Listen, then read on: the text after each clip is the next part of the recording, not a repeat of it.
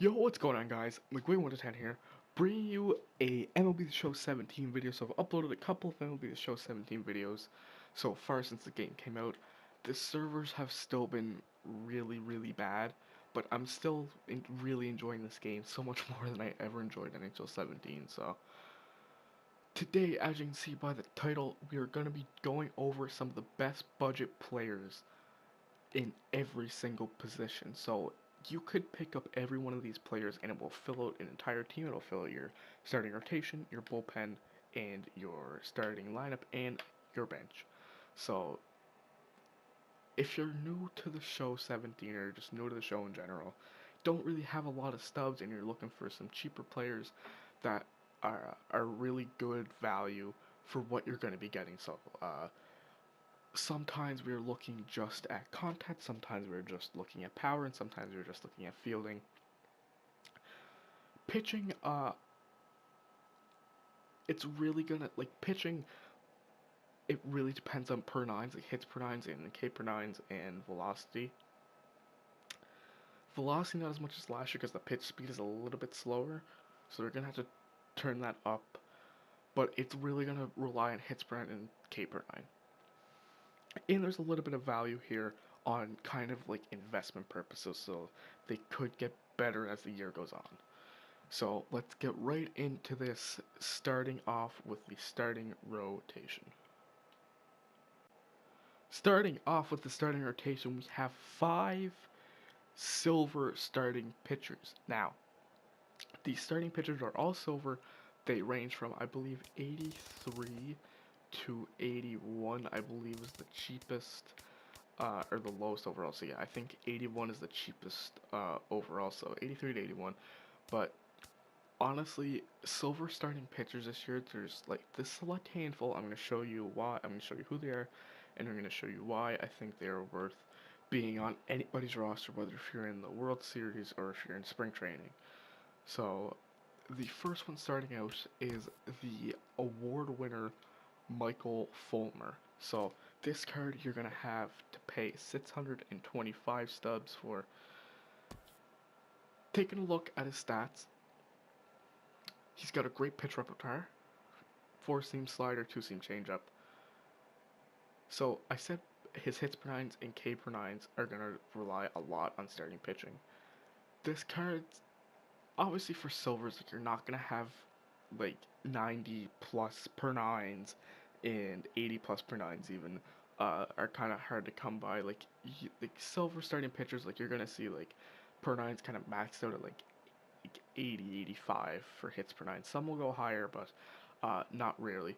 But with this Fulmer card, you get a very good budget player, and he's got a really nice windup, throws very hard, and has nice break on all of his pitches. So 79 hits per nine is okay. The 69 K per nine is eh. Watts per nine 71. Watts per nine kind of matters, but kind of doesn't. Uh, you'll get some calls with watts per nine sometimes if it's high, and then sometimes you won't. So it's like if you're like, and I'll show you. There's a player coming up in the bullpen that has 15 walks per nine, but he is still arguably one of the best players in the game, one of the best bullpen guys in the game. But Fulmer, you're getting a like 96, 97 mile an hour fastball with a good breaking slider and a good changeup with good per nines. And plus, like the new card style looks kind of nice, doesn't it? The 2016 card. On to number 2, we have Garrett Richards. So pretty similar per nines as Fulmer, same overall obviously. Throws it much harder than Fulmer. Garrett Richards is going to top off at 99 mile an hour fastball.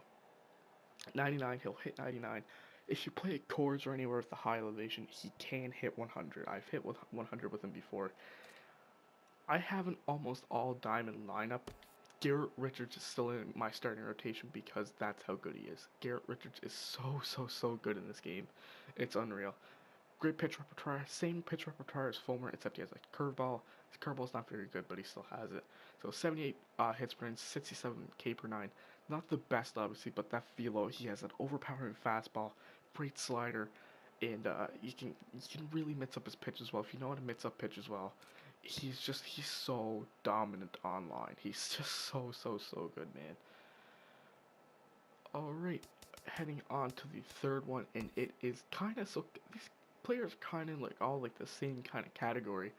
We have Danny Salazar. So Salazar's kind of flipped around with Fulmer and Richards per nine wise. So he has better K per nine than he has hit per nines. So 69 hits per nine. What hits per nine does, it impacts how big the opponent's PCI is going to be. And K per nine, I forget, K per nine I still think has a pretty big factor on your PCI. So it really comes down to that, like the PCI size. He throws a very hard fastball, tops off at about 98, 97. So a little bit of a different pitch repertoire. Four seam, a changeup, sinker, and slider. So instead of the two seamer like Fulmer, he has a sinker, which I think is much better. Sinker's the best pitch in the game. Once again, throws it really hard, has really nice break on his slider and his sinker. That's like pitchers with the sinker, they're just so much more valuable. Like the best pitchers so far in this game are Arrieta, Kluber, uh, who also has Strasburg's really good, although he doesn't have a sinker, but Arrieta and Kluber just because they have like the sinker slider combo. Players with the sinkers are just so good. You're gonna pay 331 studs for Salazar, and you're gonna pay 351 for Richards. So these next couple are a little bit cheaper. One of them is a lefty, one of them is a righty. Number 4 in the starting rotation is a bit of a different one, and I didn't use this card all last year. It is Kenta Maeda. Now, I was watching a live stream last night, and they were using Kenta Maeda. And I believe they weren't in the World Series, they weren't in the CS. I think they were in the DS, the Division Series, and they were using Kenta Maeda. His per nines are a little bit better leveled out than Richards, so 70 hits per nine, 75 K per nine, 70 watts per nine. That's good. PCI size is going to be pretty big, obviously, because like they're silvers, guys. So like this is just kind of to start you off. 6 months in, I don't expect anybody to have this type of rotation. So this is kind of like these are kind of like filler players, but you could still use them. But for right now, they're kind of filler players, just until you guys get like the diamonds, you get like the team epics done, you get the collections done. But Maeda has this is probably the best pitch repertoire you can get in the game. Four seam, circle change, slider, sinker, curveball, very good pitch repertoire. Once again, has that sinker, so Maeda's gonna top off at about, I think he tops off at about 93, 92 about, so people in like the World Series are gonna crush him. And if you're in the World Series, I don't expect you to be using this card. But if you're starting off and you're looking for some cheaper players, obviously this is what this video is about. Maeda is that player. His pitch repertoire is so good. He'll get you he'll get you to the sixth, and then you bring in the bullpen guys that I'm about to tell you about. Maeda, you're not even paying 100 subs for him. He's good. He's solid. He's solid. He's usable. So like, there's guys like Joe Ross actually isn't that bad, but there's guys like silver guys. Like I find like Wainwright's not usable. Ryu is not usable online. Maeda is somebody that's usable online. Even Marcus Stroman I find not really that good online. Maeda is good online. He will get you wins. He'll have a positive record for you. He'll do the business for you. On to number 5, the final person, or the final pitcher in your rotation. So they've all been righty so far, and we now have a lefty. It is actually an ace for a team, and it is Danny Duffy. So his inside edge is down today. I'm not gonna like impact his inside edge because it goes up or down about once a week. So he has 70 hits per nine, 73 K per nine, 66 watts per nine, pretty similar per nines to Maeda, but he's also a lefty, so you gotta have at least one lefty in your rotation. He does have a very good fastball. His fastball goes about 96, 97, very good slider, and obviously with the lefty this year, uh, a card like Danny Duffy would be not shit compared to last year, but last year people would stack their lineup full of righties against this card, and he'd have no chance. This year, unless they made substitutions to put righties in for their lefties, Danny Duffy's got to be very, very usable. So he's got the 84 velo, okay per nines. I would say nothing great. This is a card I think could very well go gold if he has a nice run. He went gold for a period of time last year, I think. He's the Royals ace now. Expect him to do big things. I know Kansas City's kind of off to a slow start, including Duffy, but definitely look for this card to be a gold candidate later on in the year for sure. So that's the starting pitching done. I am going to be showing you the bullpen now. On to the bullpen. So with this, I kind of took it. Oh, and I forgot to tell you. I will show you the prices for Duffy. So I think I showed you my Adas, and you're not even paying 100 stubs. And where is Danny Duffy? You're gonna be paying 132 stubs. So I added up the entire starting rotation. It is gonna cost you 1,531 stubs. That's a little bit over $1 for a starting rotation. That is so good. Like they'll win you games. They'll carry you to this epic bullpen. I know I just used the word epic in the year 2017. Somebody shoot me. But the bullpen in total is going to cost you 1,736 stubs. And there is what? 1, 2, 3, 4 silvers and 3 bronzes. So there are 4 relief pitchers and then 3 closers. So these bullpen guys you're going to bring in once Maeda or once Fulmer carries you to the 6th or 7th inning. Or if they're kind of having a little bit of a rough outing, then you bring these guys in. Kyle Bearclaw. I think that's his name. I'm going to call him Bearclaw anyways. I told you earlier on hits per nine, K per nine really matter. He has a really great hits per nine and K per nine. Obviously 99, they're maxed out. 92 home runs per nine. He throws about 96, 97. So the break on his pitches aren't going to be that good. So his slider's not going to be that good. But your opponent's PCI is going to be so small, so small. It's as you can see, it's the walks per nine holding this card back from being a high gold, even pushing diamond. If this card's watts per nine were even 50, he would probably be a 87 pushing 88. So maybe if he comes out at the start of the year not walking anybody and has a bit better control, definitely can see this card going gold. But the only way this card's gonna go gold is if he doesn't walk batters in real life. So we'll see. On the show, he is 181 stubs. Go pick this card up. He's so good. He's a BR specialist, I would say, but he's still good at online head-to-head. Go pick him up. The rest of the relievers are actually all bronze, so we have 3 bronzes. The first one being on the next page. Where are you? There you are. Jason Grilli now. Grilli obviously coming towards the end of his career in Toronto. You look there, he has, with the inside edge up, he has 99 K per 9 and, 88 hits per 9?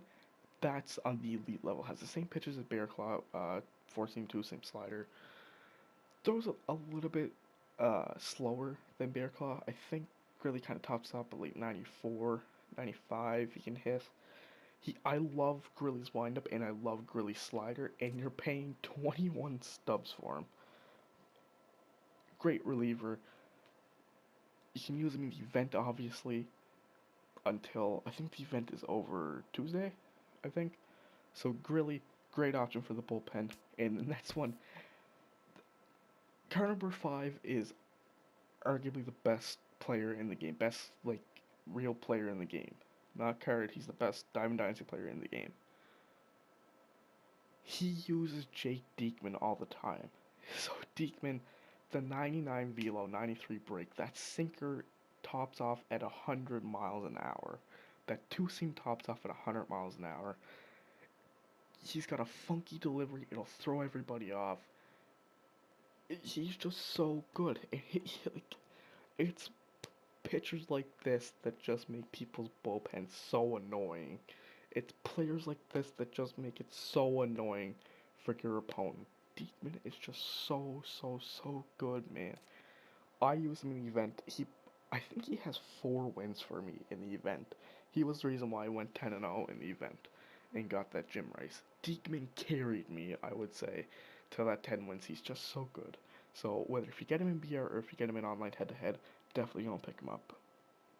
So the last actual reliever, and then we move on to 3 closers that I picked out. The last one is another lefty. So overall there are what? 1, 2, 3 lefties. 3 lefties, 4 righties. That's a pretty good mix. The last one is, where are you? Kevin Segrist. So Segrist, a little bit different from the other 2 that I showed you. Not as maxed out per nines, and he's a little bit lower overall, so. But he does have a curveball now, so that's a good addition. 84 hits per nine, 88 K per nine, really good. When his inside edge goes up, he can hit, I believe, like 95 K per nine and about 92, 91 hits per nine. He doesn't have the overpowering fastball or sinker like Diekman or like Bearclaw, but he does. He's a lefty. He's a lefty specialist. He's tall. He kind of maxed out about 94, 90. I think he can hit 95 actually, and he's got a slider as well. So, and he's also got a changeup. So, if you have to hit lefty on righty, it's really good. That changeup's gonna help you out so much. So, and you're also going to be paying me only 28 stubs for him. Really good budget reliever. Really solid. So we're gonna get on to the closers now. I know I'm really dragging this video out and I really didn't want to. But the first one is, I love this card so much. It is the Breakout Danny Farquhar. Farquhar? I have no idea how to say his name. So it's a breakout. This card's the first non-live series card. He's only 5'9", but he pats a punch. 81 hits per 9, 92k per 9. Solid per 9s. Pretty good per 9s everywhere else. 82 velo, 84 break. He has one of the best cutters in the game, I would say. Obviously, Kenley probably has the best cutter in the game. Farquhar is not far behind him, so he doesn't throw it as hard as somebody like Kenley would. But that's kind of who I compare him to with the cutter and the curveball. He'll kind of top off at like 94, 95, but like that cutter, man, that cutter is deadly. That's such a deadly pitch. You're going to be paying 654 stubs for him, so a little bit more than some of the other relievers. I believe the next most expensive one was Bearclaw. On to the second last bullpen spot. It is Edwin Diaz, the Mariners' new closer. One of, if not the best reliever in this bullpen that I'm giving you. He has the 99k per 9 with the inside edge, and he has 88 hits per 9. Actually has okay stamina, so I mean, you could use him as a long reliever. This card tops off at 98 miles an hour with so obviously a 98 mile an hour fastball and a really good changeup, and he's got a pretty good delivery as well.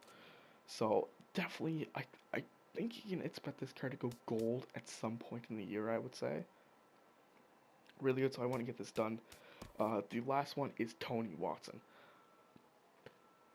Probably the best non.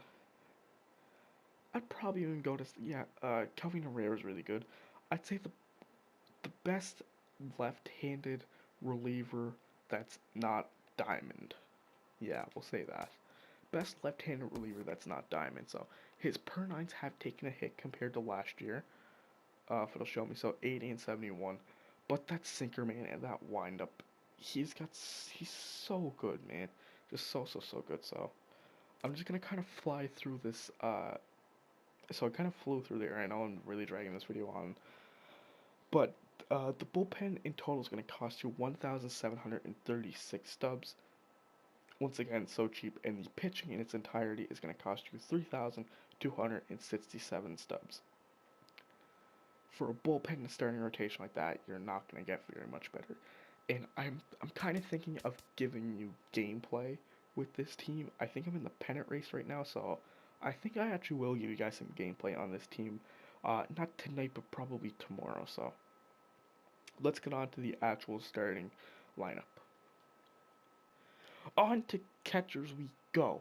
So catchers, as the year progresses, sorry for the mic, as the year progresses and you start getting better and better teams, most people end up putting their created Diamond Dynasty guy at catcher. I currently have my guy at second base right now because I have the Impact veteran Jorge Posada, the 92 overall Diamond switch hitter. I'll put a video on him. Go make sure to go check it out.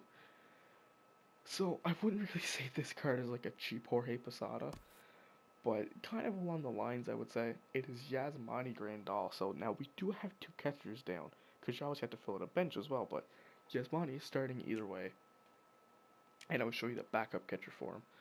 Just in case if anything did ever happen to him for some reason in game, you need somebody to fill in. But Grandal, a big reason why I have this guy down is because he is a switch hitter, not because he has like good power or anything. Uh, his fielding is okay. He's good arm strength, I guess. Like so you kind of want to look for arm strength and blocking when looking at catchers. He's a switch hitter though, and that's why I put him down because switch hitters are so much more valuable this year. So if you have the stubs and you don't, so like you have studs but you don't really have the stubs to go for like Posada. Gary Sanchez is a good one, or even Wilson Ramos is good. But I went with Grandos because he's a switch hitter, and it's always nice to have switch hitters in your lineup. So the content really isn't there, but the power is there. Uh, what I'd probably say until like you get to like I'd say even like the CS, this card is still really good. Like you put him at kind of like the bottom of the lineup. Even you're only paying 90 stubs for him. He's a switch hitter. He hits for power. He'll get the job done. Until either you get the Posada, you get the Lucroy, or your Diamond Dynasty gets good enough.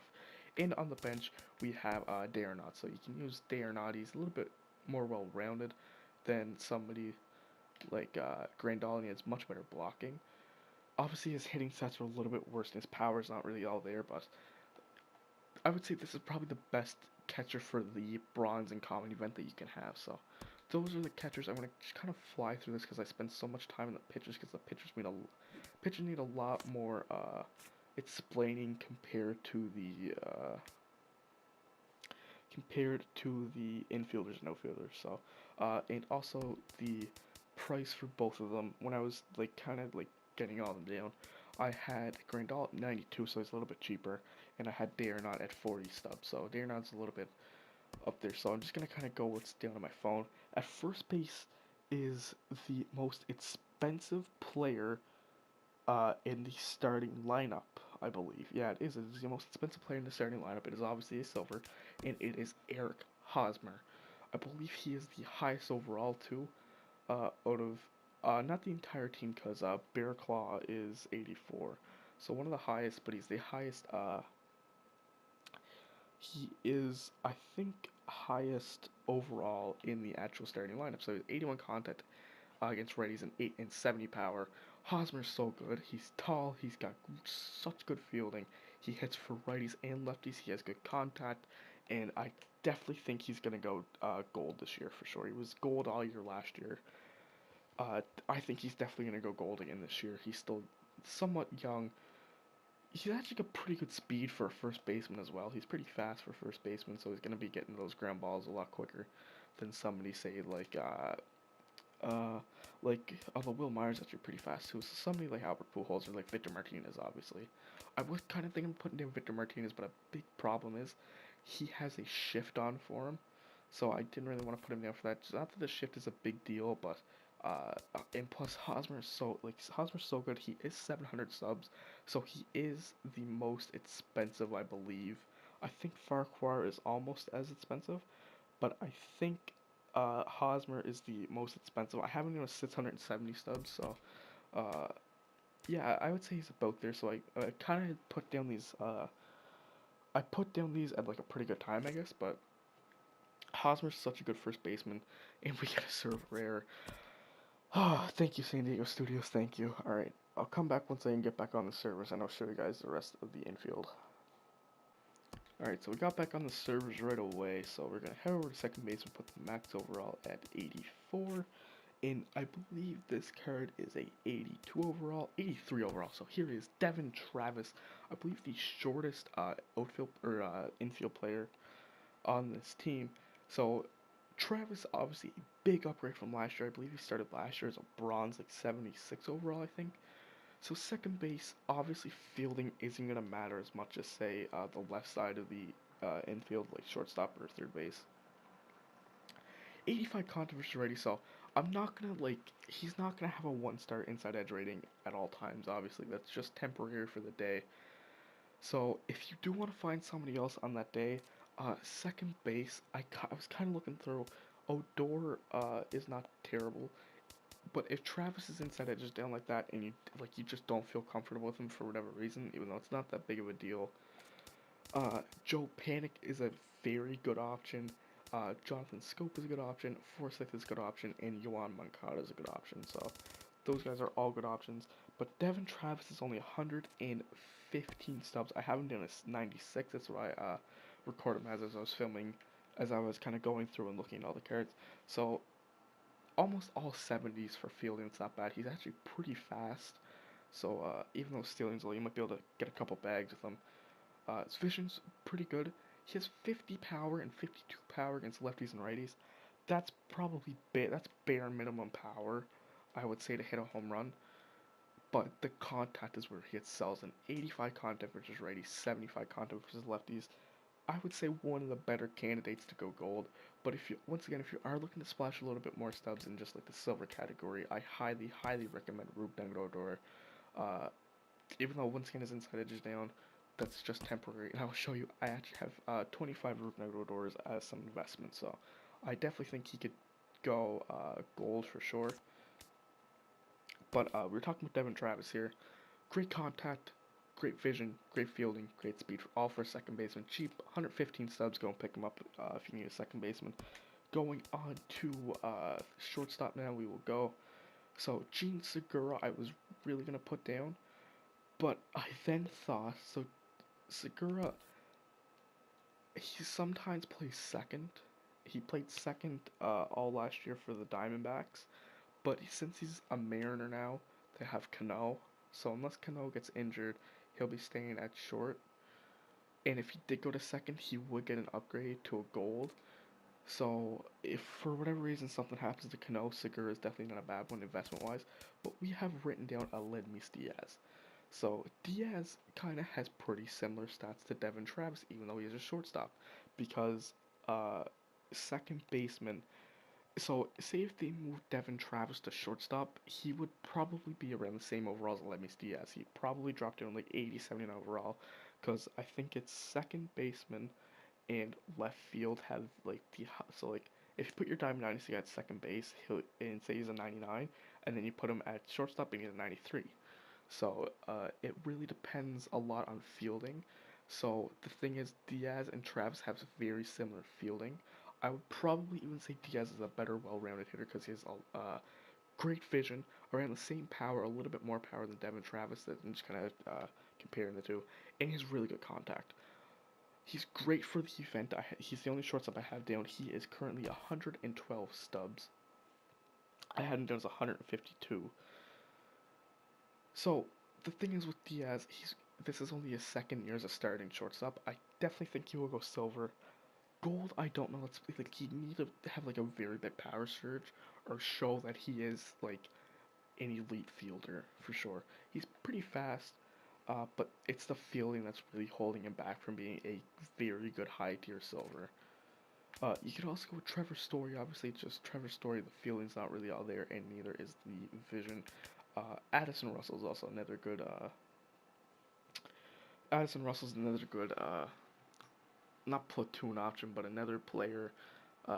Even though Diaz and Trevor Story are still there, so Russell's a bit more on the defensive side, I would say, but still really good. Jose Iglesias is really good too. He's got much better fielding than the both of them. I don't like Iglesias. Players like that I pop up a lot with, but Diaz is definitely really, really good. Definitely gonna go silver this year, so let's see. Don't mind the inside edge, something temporary.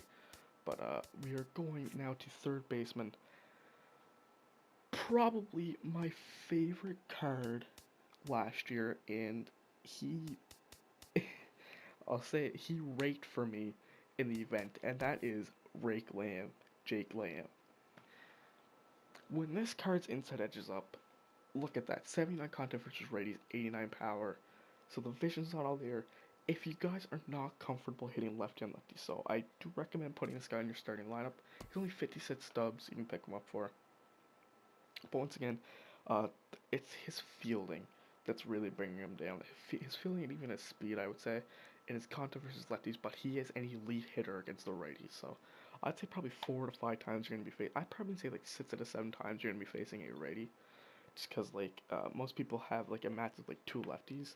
And then, like, if one of them get picked. So, like, I'd probably say out of 10 times you'll be facing a righty. I would say 8 times at least. This card just absolutely does work. He can also play first base and left field. He's not that bad in left field, so if you don't want to go somebody else at third base, I was going to put down Miguel Sano just because he's off to a pretty hard start to this season. It's just, once again, his fielding and his vision really isn't there, so this card's very similar to Trevor's Story. Except he obviously plays third, so. Uh, Jake Lamb, like, he's tall, he has such a good swing, but I also have another third baseman down, so you can put this card on the bench, and if a lefty is starting, if you are not comfortable hitting lefty on lefty with Jake Lamb, you can pop in Danny Valencia.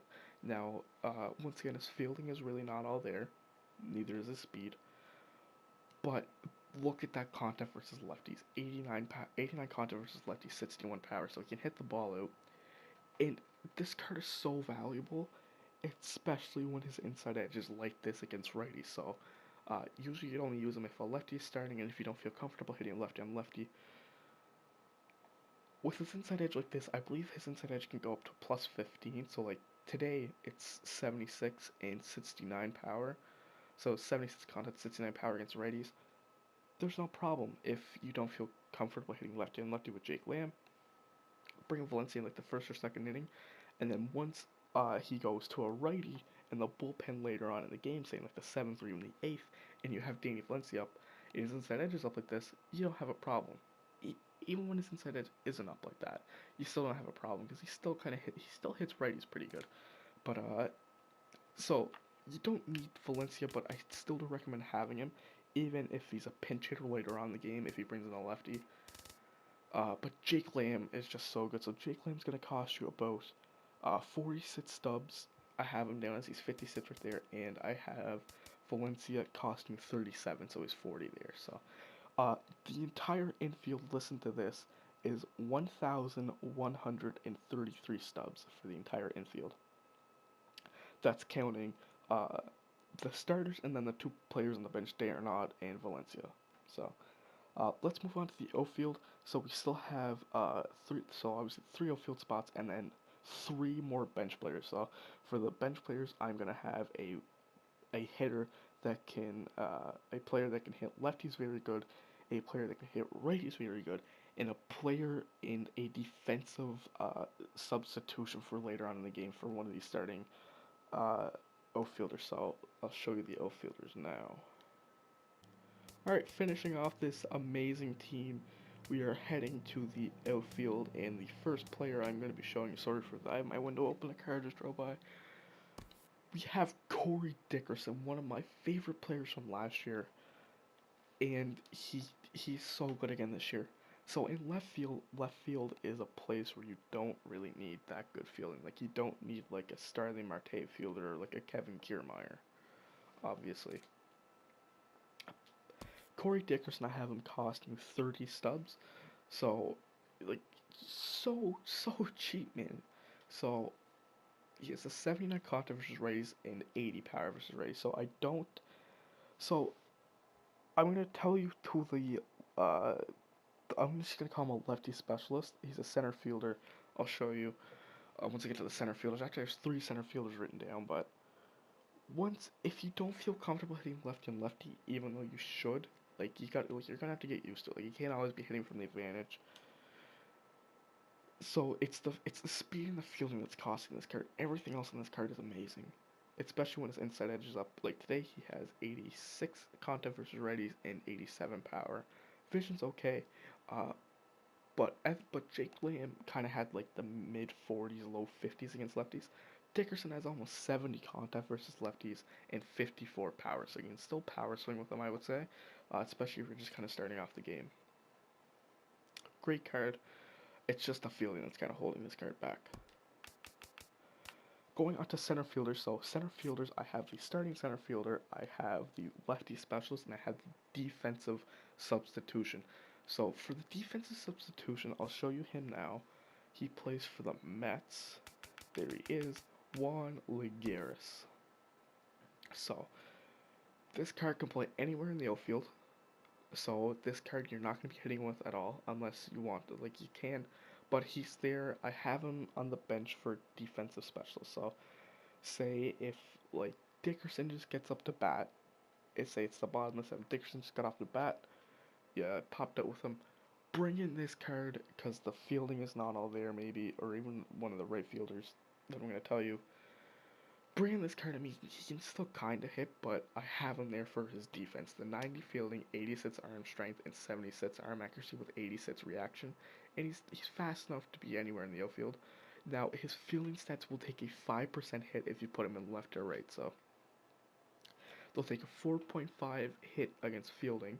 So, he will go down to 85.5 fielding, which is still really good. And then you can subtract all that, take it all away from arm strength, arm accuracy, and reaction. But yeah, that is the defensive substitution. The actual starting center fielder is Franklin Gutierrez. So so Lagares, I haven't costing you 88 stubs.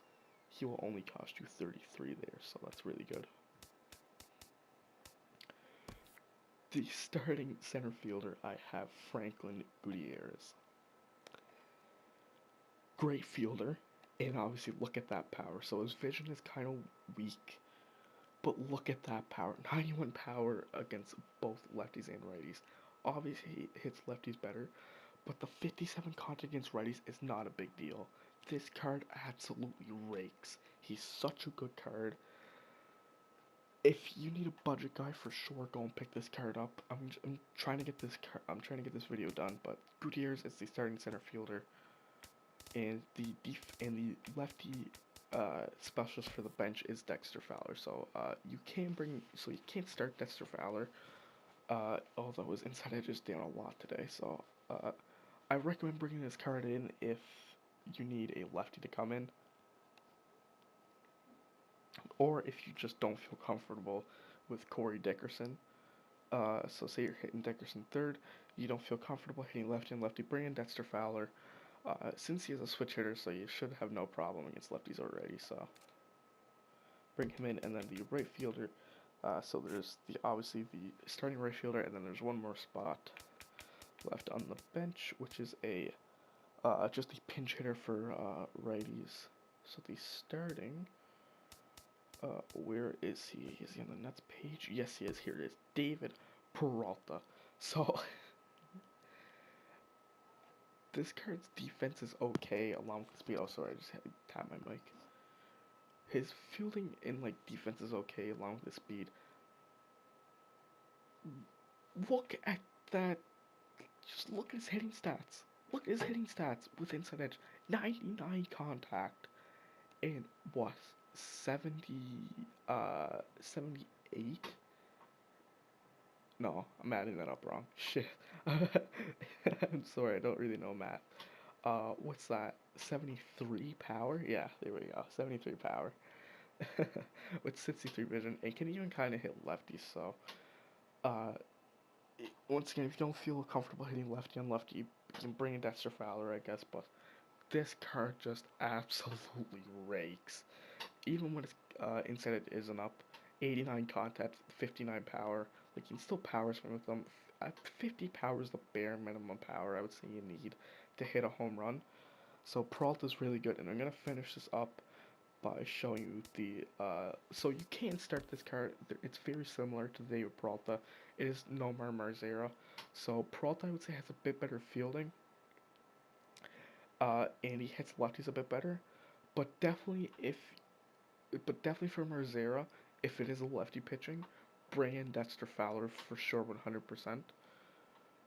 Because once you bring up Dexter Fowler, even if he brings a righty in, say, in like the third or fourth inning, he can still hit righties because he's a switch hitter. So, 78 contact, 80 power. He's gonna cost you 275 stubs. I have him down, so 205, and then David probably cost you 45. The entire outfield will cost you only 641 stubs, so it's a little bit of a cheap option. There's only one silver, and the rest are all bronze. But the entire team comes out. So all starting pitchers, the bullpen, bench, and starting lineup comes out to 5,041 stubs. 5,000 stubs for that team. So you get a switch hitter, you get a lefty, you get a righty, you get a righty, you get a lefty, you get a lefty, you get a righty, you get a lefty. Great kind of variety of lefty righties, and you also have a switch hitter in there in Grandal. So I'm gonna kind of show you how I would kind of shape the lineup up and stuff like that. So, and I will be bringing you guys gameplay either tonight. I don't think I'll do it tonight, but definitely tomorrow for sure. So I'll show you what I kind of have the lineup as. Alright, so this I have the team looking. So it doesn't really matter like which like positions, like you put Duffy number 5. It doesn't really matter which way you put it, but I like just kind of the overall sorted. So Duffy's inside edge is down right now. Just don't worry about that. I wouldn't like it's only temporary. It's only for the day. Especially with starting pitchers, you don't really have to worry about it. This is what the bullpen's looking like. So obviously pitching doesn't really matter.